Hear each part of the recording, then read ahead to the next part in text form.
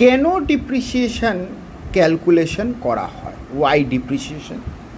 কেননা যখন আমরা অ্যাসেট কিনি, ইকুইপমেন্ট কিনছি, তখন টোটাল ভ্যালু আসছে এবং তার থেকে কি যাচ্ছে, cash for purchasing of asset.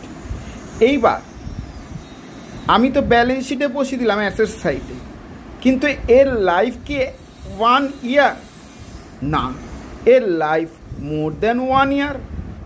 তার জন্য আমাকে কি করতে হবে, কিছুটা part of the value of an asset will be shifted into form of depreciation.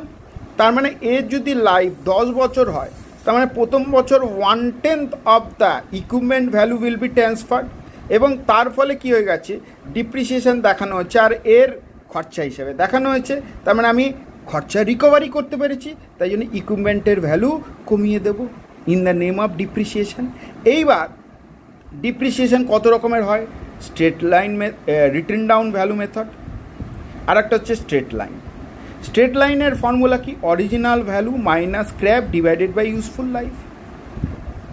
এখানে আমার কত বেরিয়েছে, 9000। তার মানে প্রত্যেক বছর আমি ডিপ্রিসিয়েশন কত করে চার্জ করছি, 9000, চেঞ্জই হচ্ছে না।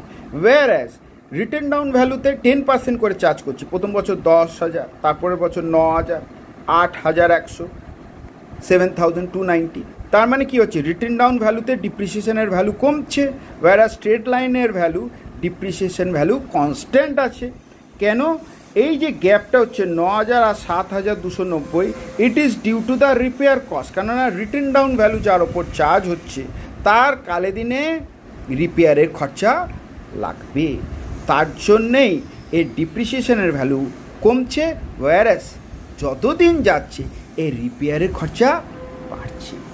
বোঝা গেছে বেসিক কনসেপ্ট অফ ডিপ্রিসিয়েশন।